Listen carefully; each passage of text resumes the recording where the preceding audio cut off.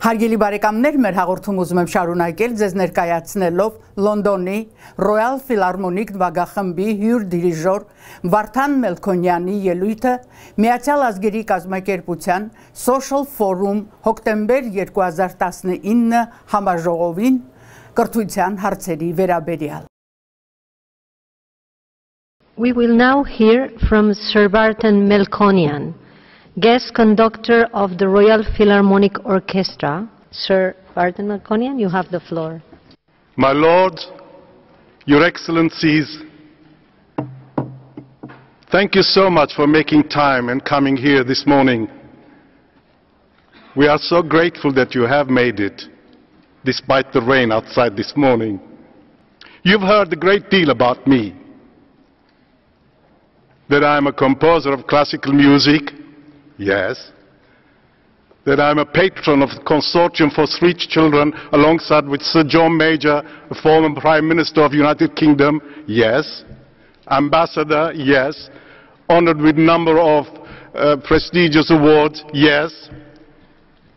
But you haven't heard about my illustrious academic achievements, have you?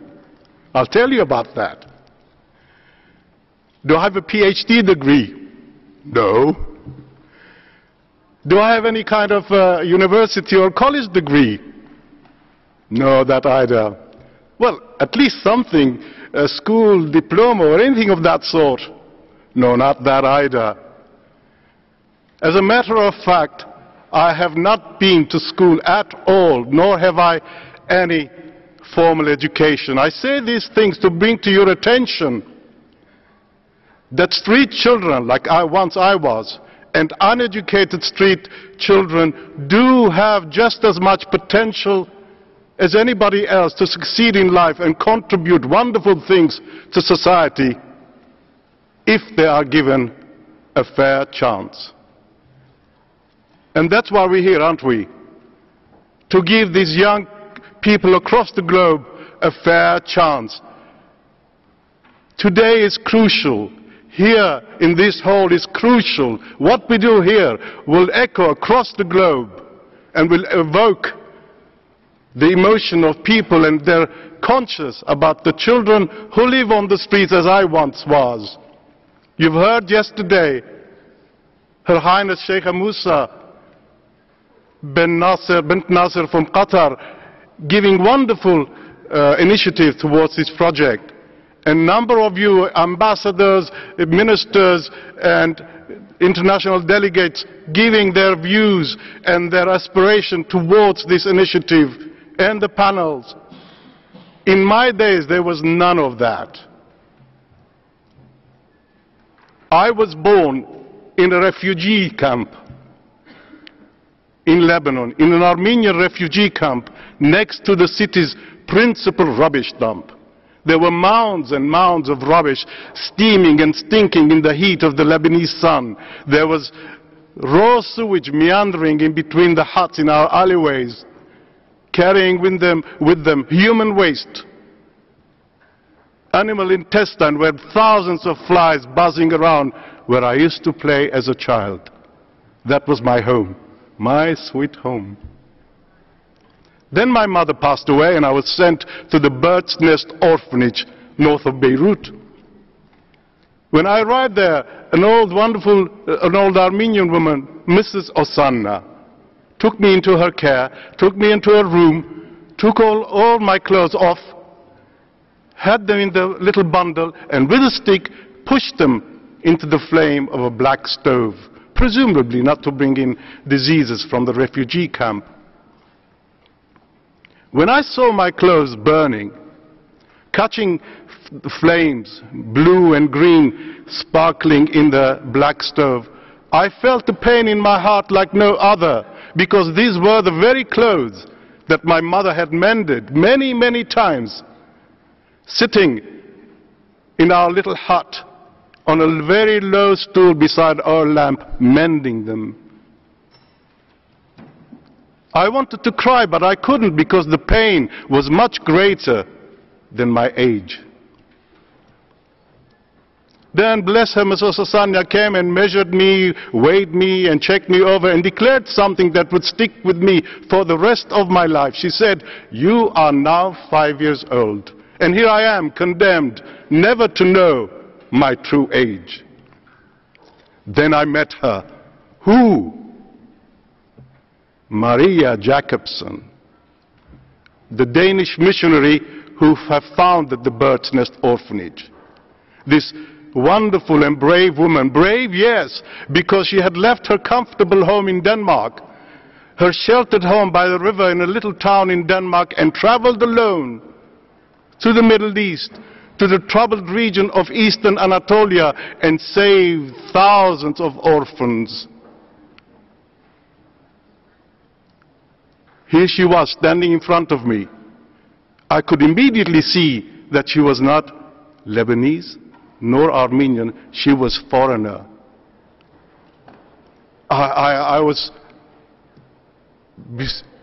awestruck by this woman. Her hand was not burned or scratched like the women that I know scavenging the rubbish dump at the refugee camp.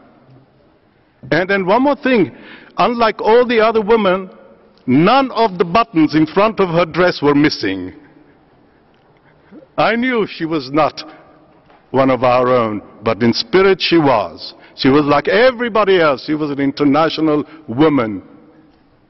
Then she came down to me at my eye level, very close like that, and began to speak to me in Armenian.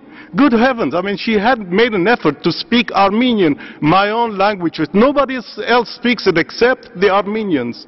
And she said something to me. And those are the things that she underpinned the foundation of the rest of my life. She made me feel I was not alone. Then she said these things. You are here for a purpose.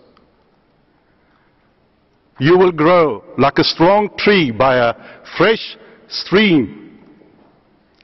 You will become an ambassador. Look at this. You will sit among righteous assembly and report what it's like to be an orphan. What an encouragement. What inspiration to give a child who has lost everything. That is what we have to have, that drive to change the world. Not to see children on the streets with no education whatsoever. Today is a crucial day. It is important. What we do here, as I said, will echo across the globe and bring new life to children. Then when I was 8 or 9, new influx of orphans came to the orphanage, and there were no room for them.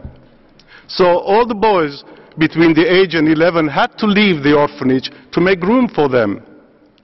Used to go to the city to do a number of vocation, perhaps working for the army, but that was not for me. The next best thing I could do is run away, which I did. I jumped on a cattle train in the town of Byblos, and voila, I ended up in the heart of Beirut city, in that hustle bustle of the square, where there are diesel engines, buses, taxi drivers cursing one another, jostling for different places, police beating up the beggars, and in that place I began my second phase of my life. And in these times, when I have nothing on me but shirt and a short and barefoot, where do I go? No one's looking at me in this cacophony. There's no one. So I had to go into the shadow, as we do, hide away. And there were shadows on the left-hand side. There were corridors, there were alleyways, dirty alleyways, urine-saturated alleyways of Beirut's red light district. That's where I started my life. And a wonderful start. Maria Jacobsen was right that I should start there to report what it's like to be on the streets. I lived by the sewers, city sewers, in a little boat.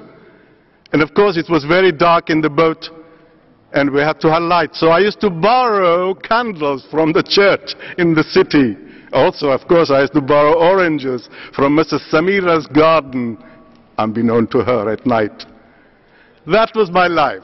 So I lived, you just can imagine, shoeshine boy, runner in the red light district. Then I gathered 5 children, 5 street boys, and taught them the Christmas hymns that I had learned back at the orphanage. And here we are, can you imagine, amid the noise of belly dance music, jingling fruit machines, the noise and the red lights in this red light districts, and us, 5 boys and me, singing, Silent Night. Oh, can you imagine? Foreign sailors on leave were bemused by us. And we made what we used to call it, mucho dollars. Thank you very plenty, Mr. Joe Americano. These were aimed at American sailors on leave. That was my life. Now, without going into the chronology of my life story, which you might find it interesting, one day I ended up a conductor and composer of classical music, conducting the Royal Philharmonic Orchestra. Yes, people saying, how is it possible? Long story. Conducting the Royal Philharmonic Orchestra, London Symphony Orchestra, numerous orchestras of this caliber across the globe. That's where I started, and once, you might be answering, once when in the presence of Her Majesty the Queen, I was conducting the RPO, Royal Philharmonic Orchestra, then a journalist came and asked me, said, how is it possible, Sir Melkonian, that you come from the slums of Beirut without any education, musical training, and come and conduct one of our most noble orchestras? I said, you really want to know the answer? He said, yes, yes. I said, well, you have to sit with me for the next 40 years, because you can imagine the transformation from being a street child to becoming a conductor and climbing the marble staircase of aristocratic England did not happen overnight. You know, I believe we all have a certain gift unique to us, which helps us to create new ideas, find shortcuts to learn our problems, improve ourselves, and in particular, improve the lives of others.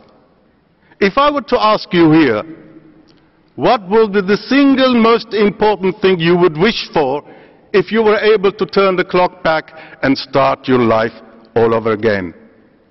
It's a testing question, isn't it? What will be the single most important thing you would do?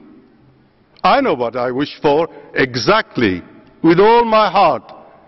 If only I could turn the clock back. I wish I went to school. This is what I wish for. You know, I must tell you, when I used to go and collect my children, Richard and Veronica, I love them to bits. When I used to want to collect them from school, I used to go slightly there early, and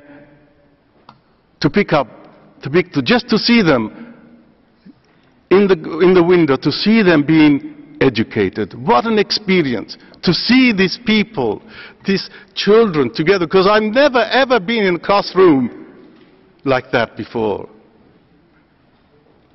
I've never seen them being educated. And it is time that we think of these children. They too deserve to have the United Nations High Commission for Human Rights, the Consortium for Street Children, and you, delegates, international delegate, to speak for them and advocate in their favor, because they are not the problems of the globe.